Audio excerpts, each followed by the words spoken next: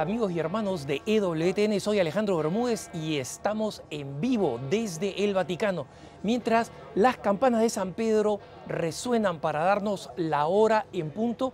Estoy aquí con mi compañero habitual en Roma, Enrique Elías Dupuy, y con un invitado de lujo desde Costa Rica, donde se produjo el milagro que ha permitido la canonización del futuro San Juan Pablo II, el padre Mauricio Víquez.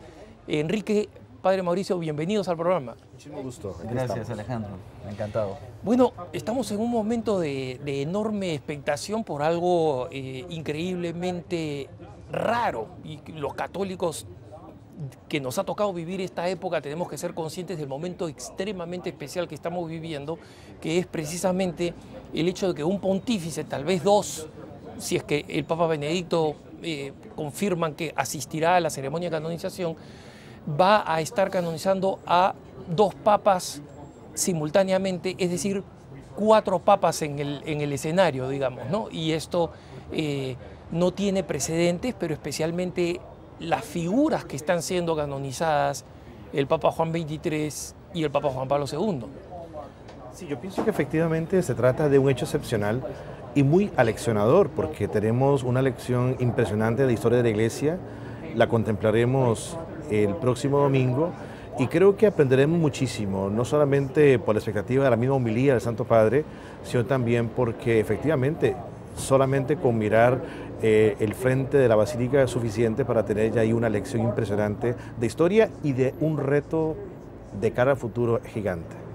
Sí, además es interesante reflexionar en que hemos vivido un año de unas emociones espirituales y eclesiales muy fuertes, y estamos teniendo lo que se llama un himno a lo que es la Iglesia. La Iglesia es la comunidad de los santos. Todos sabemos que somos pecadores y frágiles, pero algunos de los hijos de la Iglesia llegan a vivir un nivel de virtud y de grandeza en la fe que vamos a celebrar este domingo, que se transfiere en una experiencia de santidad que termina siendo un modelo bendito para la mayoría de nosotros. Padre Mauricio, usted es el plato fuerte de este primeros segmento de este especial desde el Vaticano, y le agradecemos mucho que esté acá con nosotros. Los ojos se han vuelto a Costa Rica. Es una nación muy querida, una nación ejemplar en el escenario internacional, pero esta vez los ojos de la Iglesia se han dirigido a Costa Rica porque por providencia divina Dios quiso que el milagro que se realizó para confirmar en la Congregación para la Causa de los Santos la causa de canonización del Papa Juan Pablo II se produjo en Costa Rica. Cuéntenos un poco de este milagro y un poco el más allá en torno a este acontecimiento milagroso. Bueno, pues efectivamente hace ya algunos meses había comenzado pues a andar por ahí la idea de que estaba ocurriendo algo, de que efectivamente se había producido una gracia con respecto a una persona y que esa gracia tenía características excepcionales, confirmado por el testimonio de los médicos, tanto aquí en Roma como en San José de Costa Rica, y percibir pues que eso estaba pasando también comenzó a mover internamente las diferentes diócesis y el espíritu general de la Iglesia en Costa Rica. Ahora lo que nos queda es pues asimilar el don, fijarnos en quién ha sido el facilitador de ese don para descubrirlo como reto, que eso es fundamental, y además hacia futuro también insistir en un detalle, y es que esa confirmación de la santidad en torno pues a la figura de Juan Pablo II, pues también nos invita a nosotros a darnos cuenta de que la santidad hoy día es posible, que es un reto para todos, que estamos ante una posibilidad de que ¿cuántos conocimos a Juan Pablo II en persona y decir, bueno, efectivamente, un hombre como nosotros, pero que se tomó muy en serio el reto de la vocación bautismal? Padre, este ha sido uno de los milagros un poco extraños, digamos así, porque ha sido uno de los más mediatizados, es decir, uno de los más cubiertos por los medios. No es algo habitual.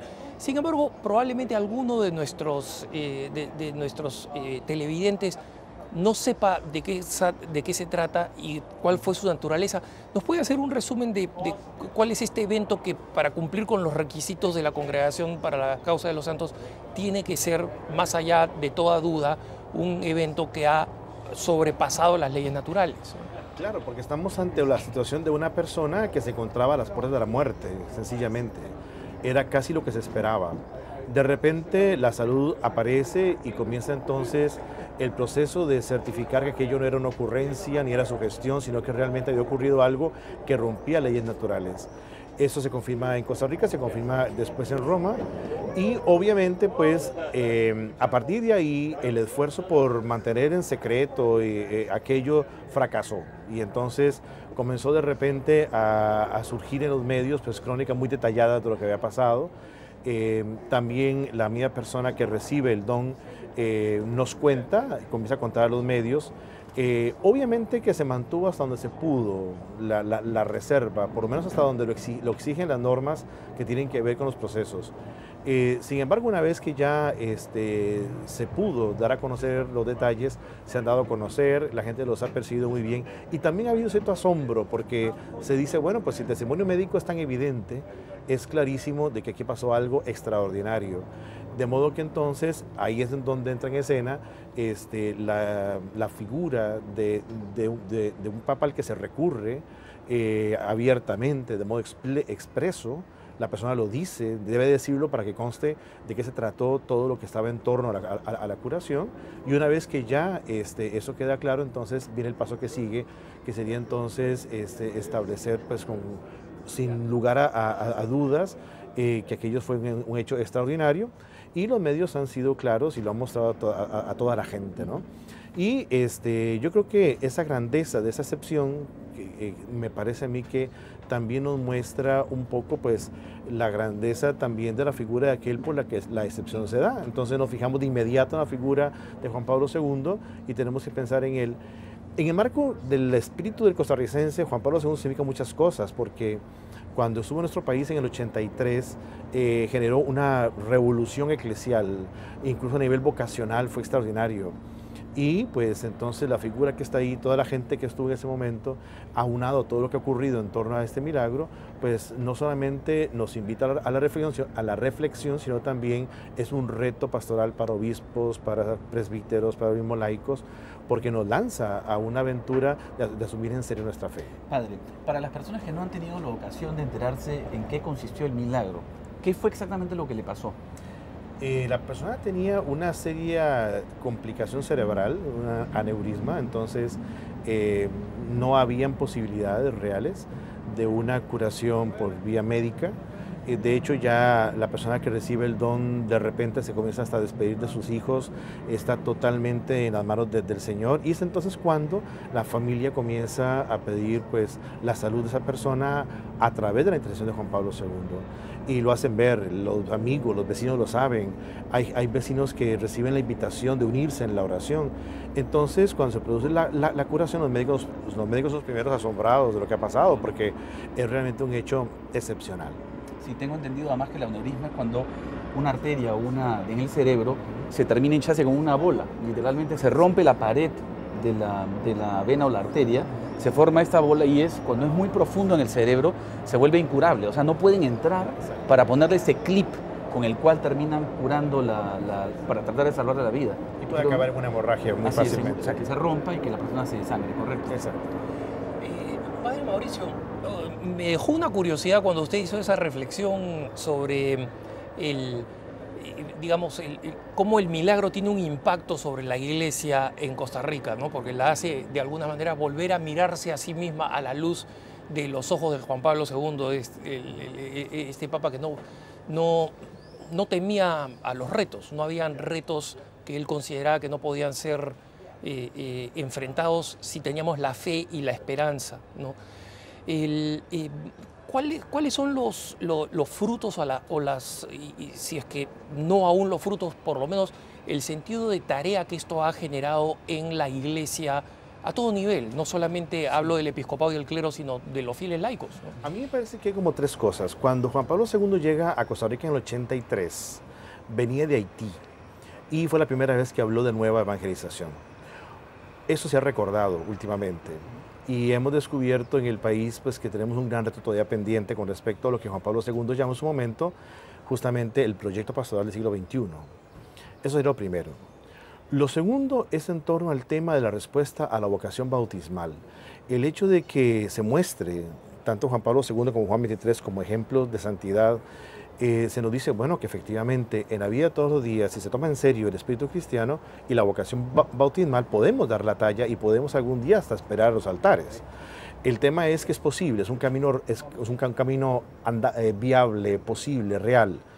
Eso es lo segundo, o sea, mostrar que la santidad no es un asunto de gente un poco extraña, sino que es de aquel que se toma en serio su respuesta a la vocación implicada en el bautismo. Y lo tercero es, estamos viviendo en el país una transición, porque estamos cambiando obispos, están eligiendo obispos nuevos, acaban de elegir 2, hay 2 sedes que están por tener obispo nuevo pronto, y eso ha generado también una expectativa. Y por supuesto todos los obispos metidos en la aventura y sobre todo en la gran dinámica de hacer un planteamiento a partir de incluso las exigencias de Evangelio Gaudium.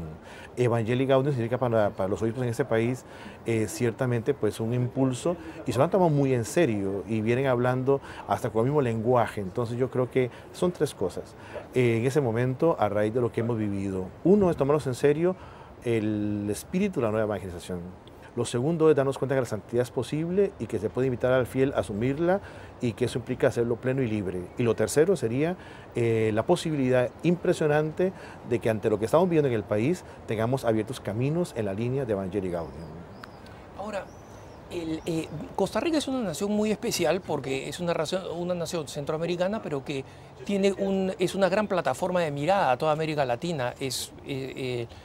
Ha tenido una democracia ejemplar y es sede de importantes instituciones jurídicas de la Organización de Estados Americanos, y en consecuencia, por varios aspectos, no solamente políticos, en realidad el milagro que permite la canonización de Juan Pablo II y que se produce por intercesión de Juan Pablo II, dado por Dios por intercesión de Juan Pablo II, es un milagro latinoamericano. Y es un milagro que se produce en el continente que fue el primero en ver la visita de Juan Pablo II.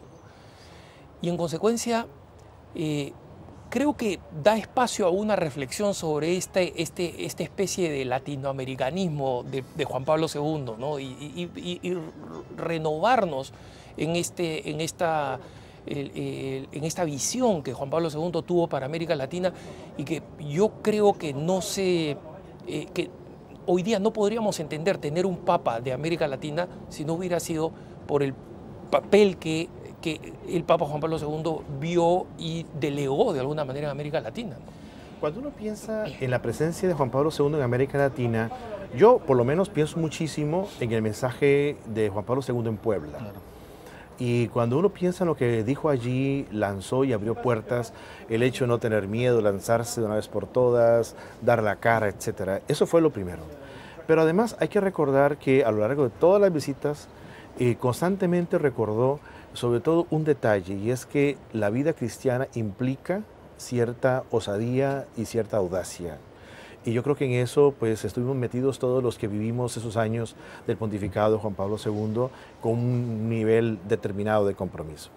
Ahora, a nivel de América Latina, otra cosa muy importante, esa latinoamericanización de que usted hablaba, ciertamente a mí me parece que hay otro detalle, y es también el darnos cuenta de que hay una serie de prioridades que en el fondo también pueden ser las mismas de que habló Puebla, Santo Domingo y más adelante Aparecida, que incluso se habló en algún momento de opciones, luego se habló de amores preferenciales, y me parece a mí que nos lanzó a pensar seriamente en buscar el acercamiento de los jóvenes, el tema de las vocaciones, la cuestión de los pobres, y que ciertamente hoy día son temas que han vuelto a ponerse sobre la mesa con especial intensidad en el magisterio del Papa Francisco.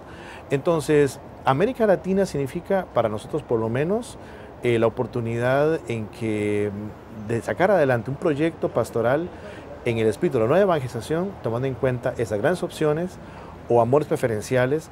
Y si lo hacemos, yo creo que seremos muy consecuentes y muy fieles, y estaremos pues de alguna manera siendo leales a todo lo que Juan Pablo II nos enseñó en prácticamente toda América Latina. Creo que no quedó ningún solo país por fuera que recuerde.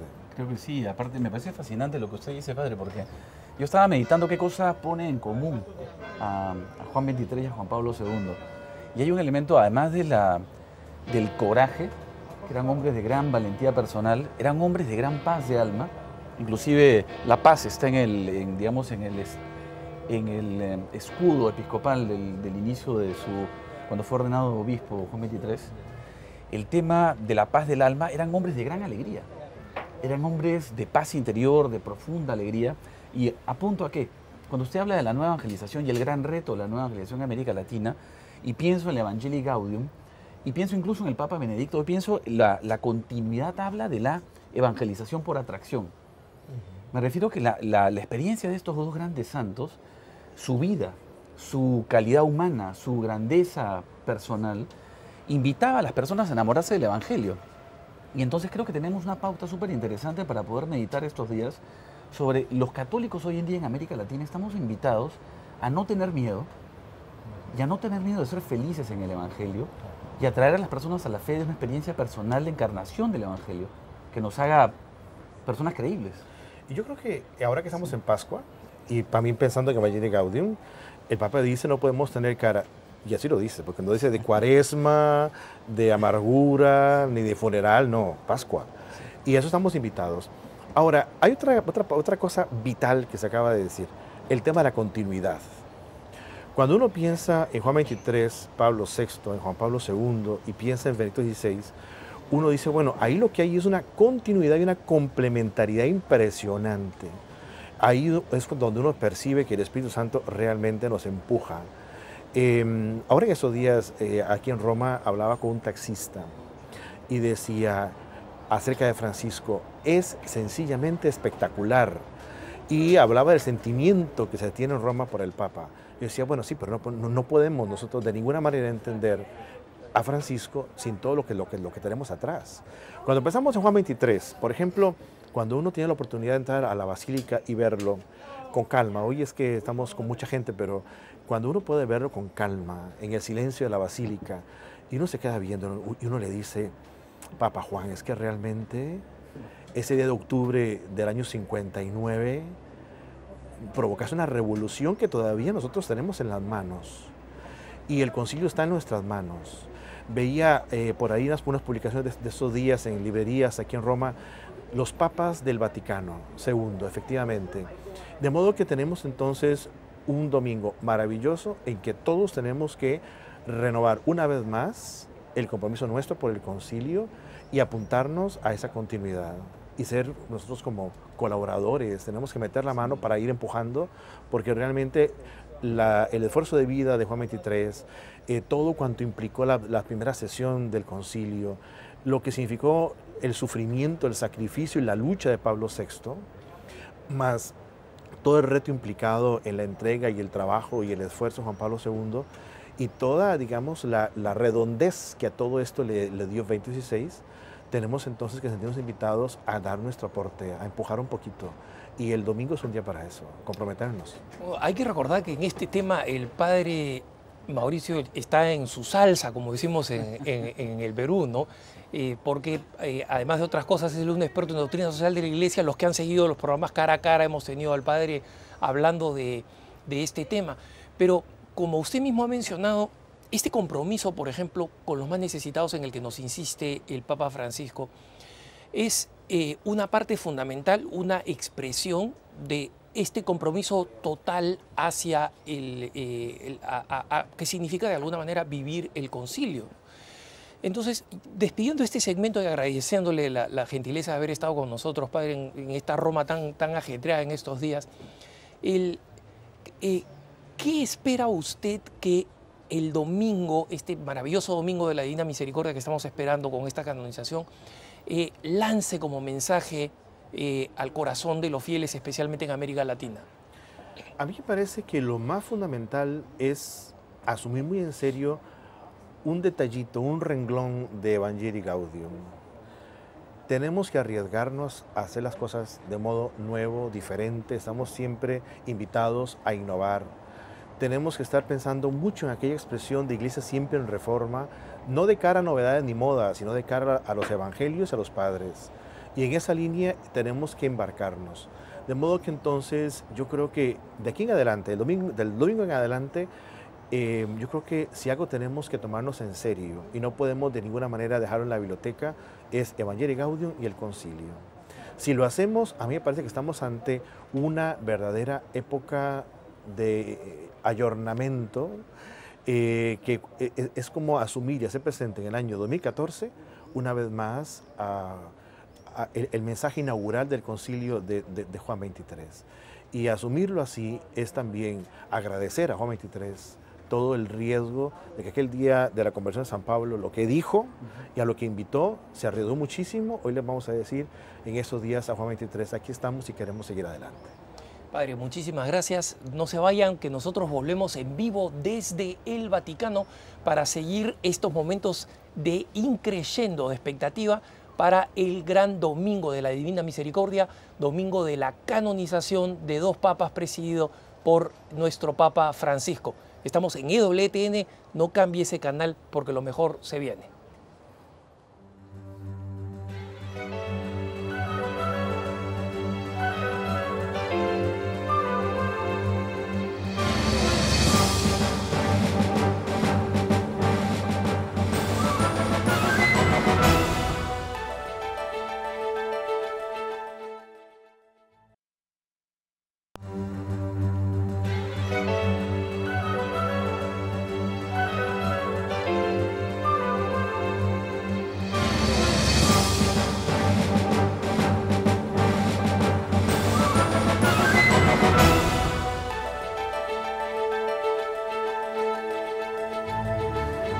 Estamos de vuelta en vivo desde el Vaticano en este maravilloso atardecer romano con il Cupolone, la gran cúpula de San Pedro, donde en 48 horas, no, menos de 48 horas, porque estamos al final del viernes, sí, vamos a tener unas 36 horas, più o menos, como dicen acá, vamos a tener el gran evento de la canonización de 2 papas, presidida por el Papa Francisco. Y tenemos mucho que hablar, muchísimo que hablar. Tenemos la figura del Papa Juan XXIII, la figura de Juan Pablo II. Tenemos algunos temas polémicos como mi coleguita Jorge Ramos en Univisión, que le vuelve a la cantaleta. El hombre no va a poder aceptar, el domingo no va a existir para él, que es la canonización de Juan Pablo II. Jorgito, vas a tener que llamarle San Juan Pablo II, vas a tener que soplártela, porque el argumento de que el Papa Juan Pablo II fue culpable de las cosas que hicieron algunos de los más escandalosos casos de abuso sexual no tienen absolutamente nada que ver ni manchan en nada, como vamos a tener tiempo de explicar, su propia credibilidad, pero como le está sacando el tema ahora y le está dando mucho, especialmente en México y nuestros hermanos hispanos en los Estados Unidos, quiero adelantarme simplemente con este tema para que ustedes sepan que mañana, cuando estemos transmitiendo en vivo desde el Vaticano, ampliamente vamos a hablar de este tema, porque Juan Pablo II es una figura colosal.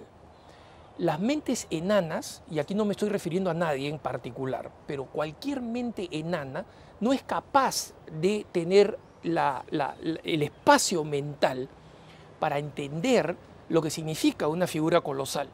Y en consecuencia, una figura colosal, como un mosaico, no se puede mirar en base a un episodio, sobre todo cuando ese episodio es distorsionado. Como todo mosaico, solamente se observa desde la distancia y hay que tener la grandeza de mirada, como cuando se ve un mosaico, para tomar la distancia, para tener la humildad de empequeñecerse frente al gran mosaico, para poder verlo y entenderlo. Quien no hace eso no lo va a entender nunca. Y en estas figuras colosales, como Juan Pablo... Es uno de esos casos interesantes en donde la ideología como forma mental previa a la realidad y posterior, o sea, no quiere ver la realidad. Y eso es el problema con la ideología. Una vez que tú has admitido todos los a prioris en contra de la fe cristiana, en contra del evangelio, en contra del catolicismo, y de alguna manera haces tu fortuna en base a un ataque sistemático que tiene poco de honesto, porque una crítica honesta hace un balance real entre los problemas y también las bendiciones, las gracias, las maravillas que hace la Iglesia en el mundo entero. Por lo tanto, concentrarte en algo semejante y perder de vista quién fue Juan Pablo II, o sea, perder de vista a este gigante de la nación más sufrida del mundo en el siglo XX, que fue Polonia, devorada por los nazis, devorada por los soviéticos comunistas que se pusieron de acuerdo solo para eso, para pulverizar a la nación católica en el centro oriental de Europa. ¿Qué es la nación católica?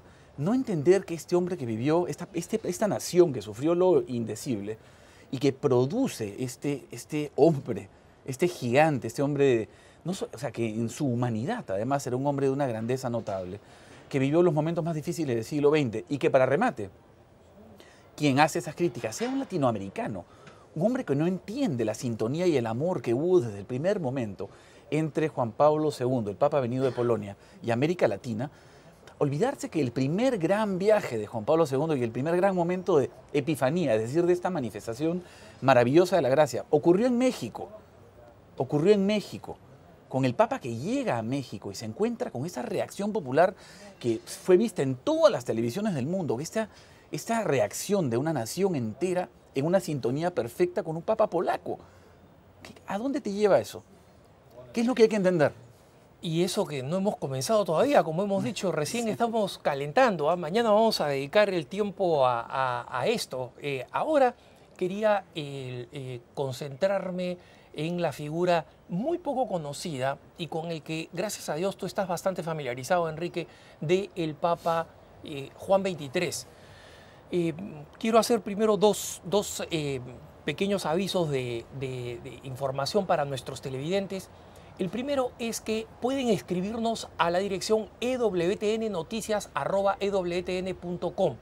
EWTN Noticias, están ya acostumbrados a esa dirección, @ewtn.com, para cualquier consulta, comentario que quieran hacernos llegar a los que estamos aquí desde el Vaticano. El segundo es también pedirles muchas oraciones, porque está suponiendo un esfuerzo enorme en términos de personal, en términos de desplazamiento. Roma está en una situación de realmente esfuerzo, sí, de sobrevivencia ante la cantidad enorme de peregrinos locales y de peregrinos polacos, entre muchos otros también latinoamericanos, como hemos tenido al padre Víquez, ¿no?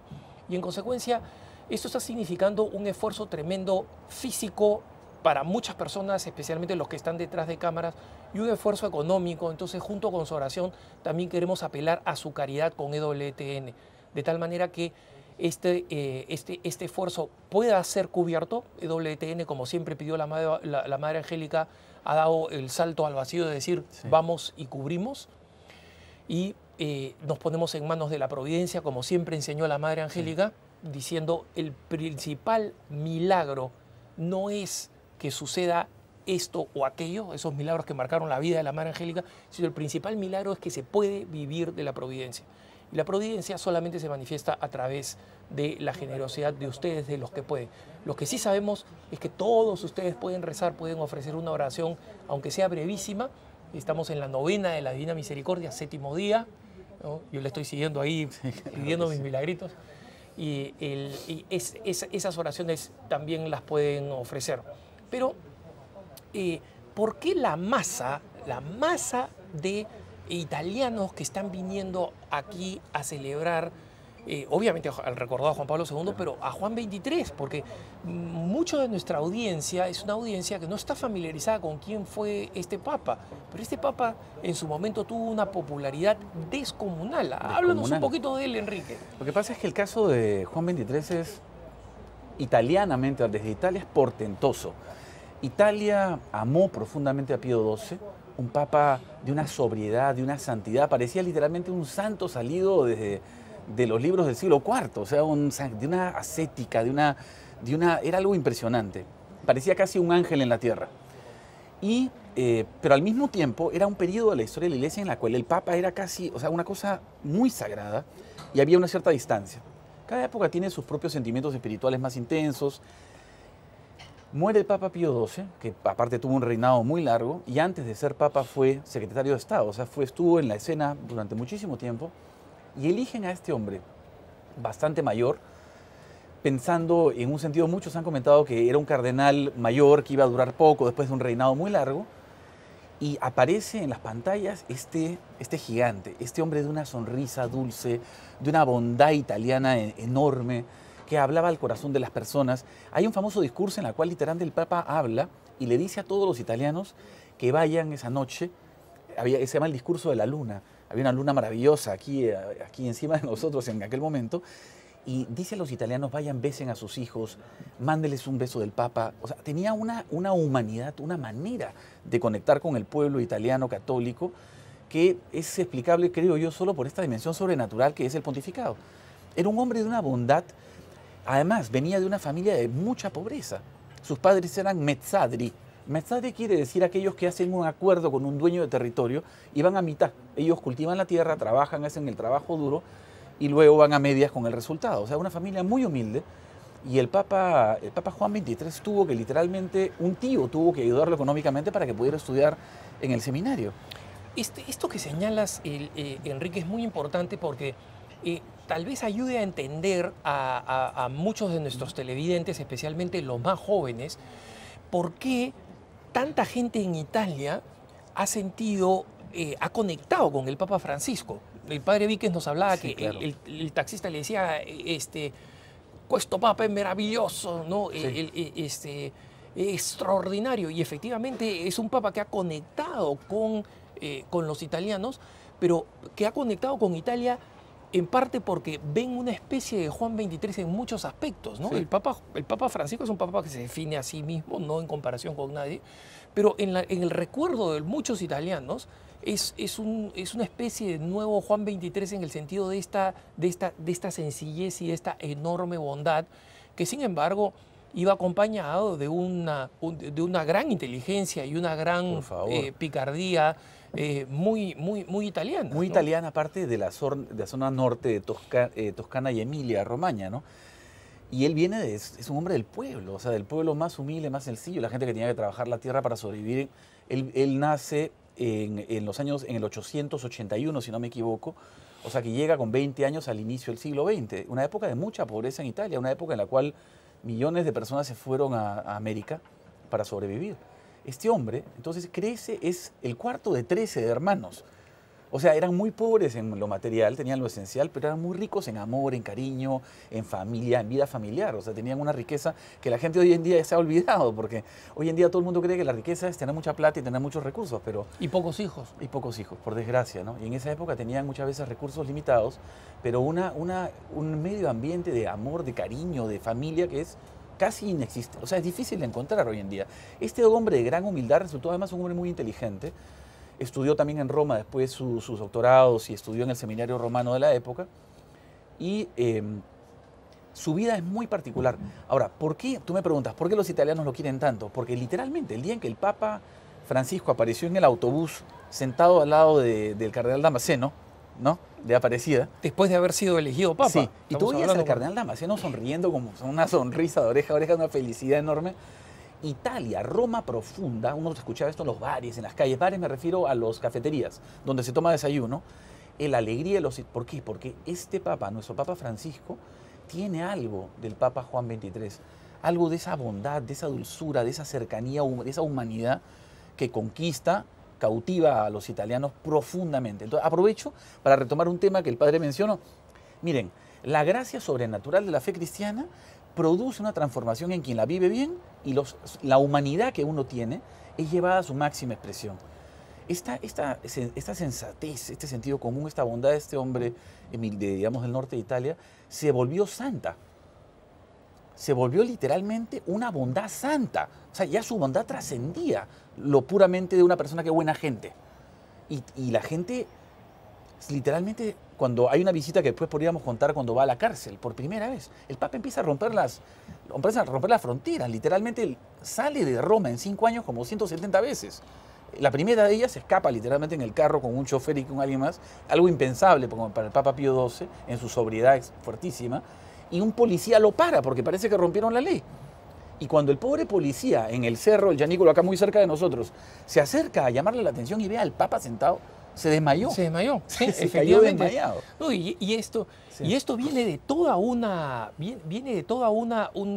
personalidad enormemente rica que justamente vamos abordar un poquito más tan pronto volvamos de la pausa. No se olviden de escribirnos a ewtnnoticias@ewtn.com, ewtnnoticias@ewtn.com. Volvemos después de la pausa en esta maravillosa tarde romana, en esta maravillosa puesta de sol romana en vivo desde el Vaticano con mi compañero Enrique Elías. No se vayan.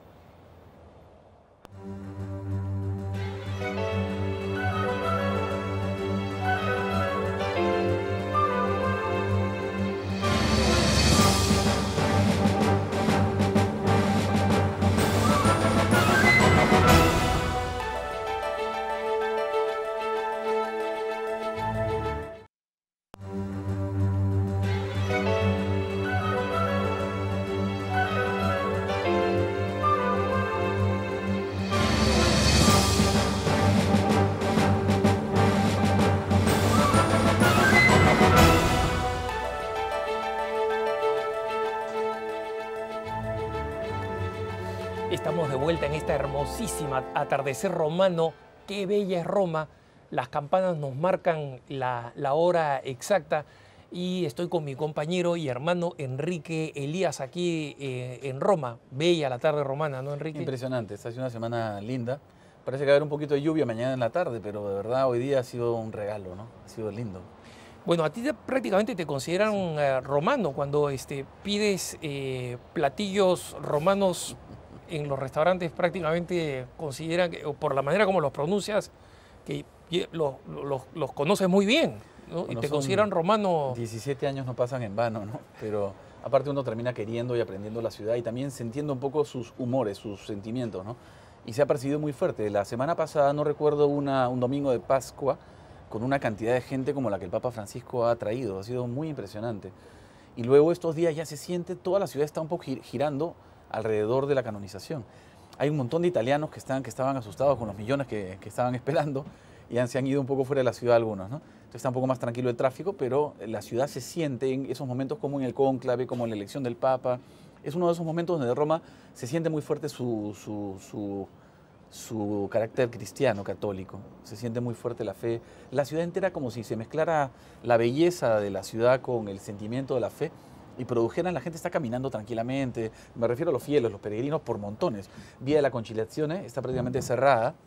Todavía abierta al tráfico, pero tú te das cuenta que tienes que ir con mucho cuidado. La ciudad está sintiendo y está preparándose para la canonización. Y además parte de la belleza increíble de Roma son precisamente sus iglesias multiformes, porque han pasado tantos siglos y distintas formas artísticas, y también múltiples, están por todos lados, marcando el carácter romano, ¿no? De una ciudad precristiana colosal, que sin embargo el perfil que tiene es un perfil absolutamente cristiano, ¿no? No, aparte, todo lo bueno que tenía el imperio, su arquitectura, sus leyes, hubiera desaparecido si no hubiera sido porque la fe, los católicos, la conservamos. Los papas en particular y en general los intelectuales católicos recuperaron la cultura occidental, digamos, pagana, greco-romana, y la elevaron a su máxima expresión gracias a la teología católica, al concepto de persona humana, a la dignidad humana, a la preocupación por los más pobres, a la transformación de la realidad en una realidad de justicia, donde la caridad guiaba al cambio.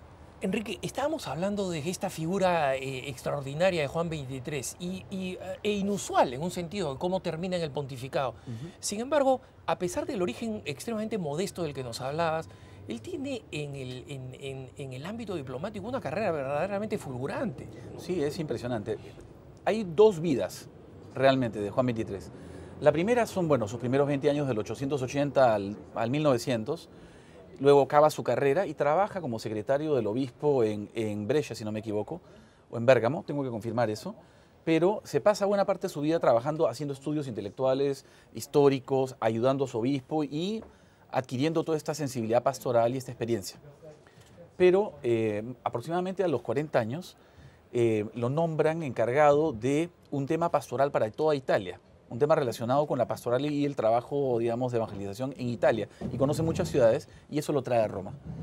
Y su sabiduría, su inteligencia, su sensatez, su increíble capacidad de entender la realidad en la cual estaba y resolver grandes dificultades con relativa aparente simplicidad, pero que más bien ocultaba una gran humanidad y una enorme inteligencia que juntas hacían que él resolviera problemas que parecían fáciles, aunque eran muy difíciles, hace que lo nombren representante de la Santa Sede en Bulgaria.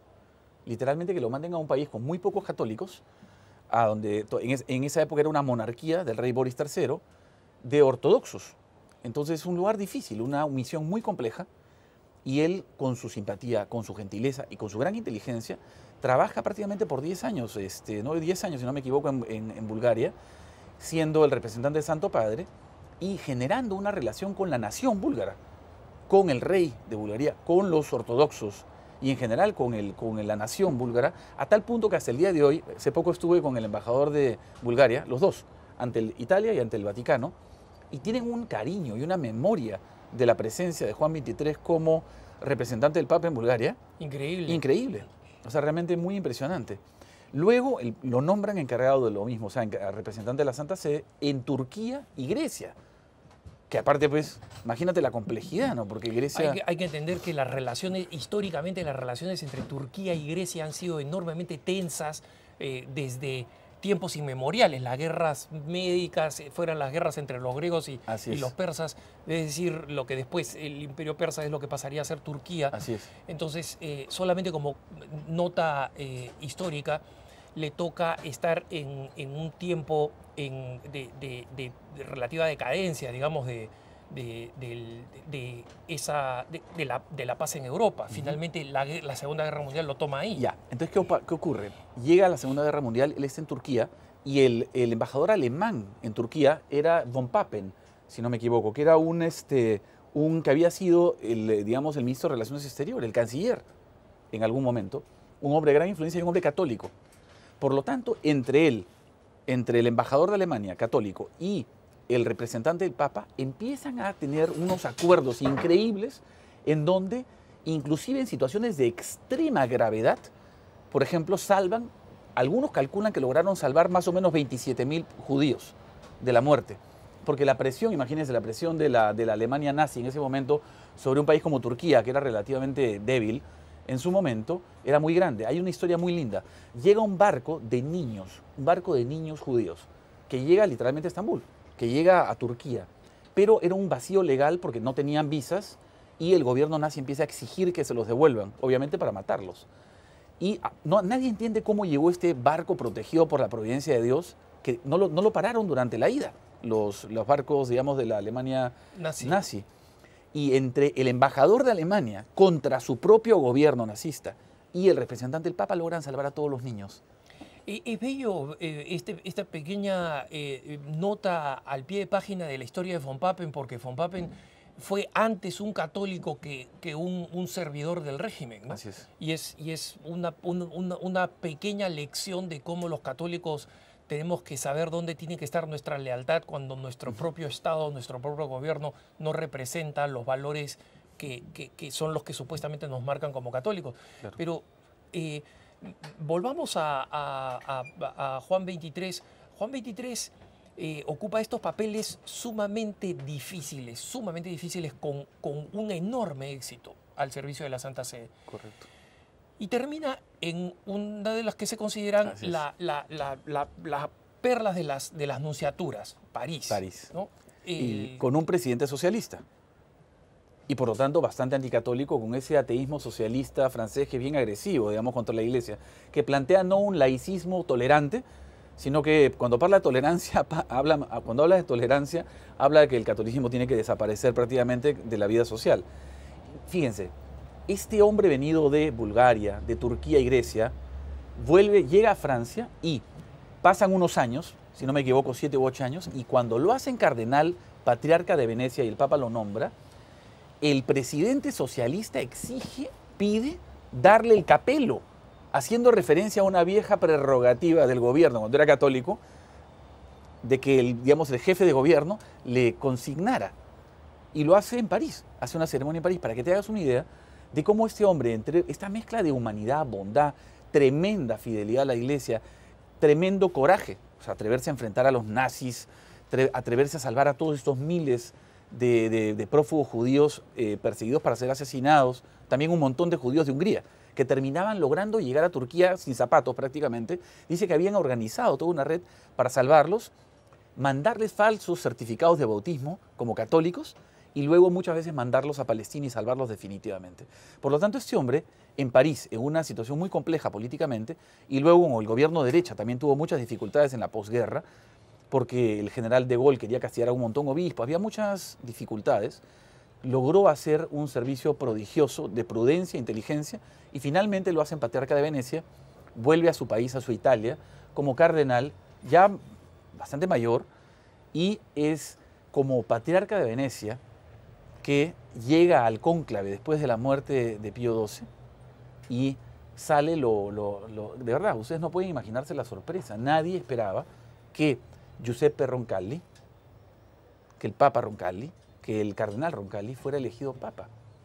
La elección del cardenal Roncalli es tomada como con mucha gran alegría por esta gran humanidad que era conocida, apreciada y valorada.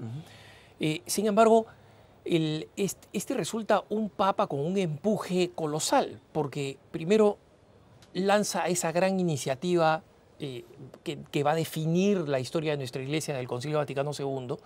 Y en segundo lugar, otra cosa que muy pocos tienen en cuenta, pide la reforma del Código de Derecho Canónico, que para la regulación interna de la Iglesia es algo sumamente importante, ¿no? O sea, es un hombre que no tenía miedo. Es un hombre que es fascinante porque representa lo que Juan Pablo II pide en su primer discurso como Papa. Dice, no tengan miedo. Era un hombre sin miedo.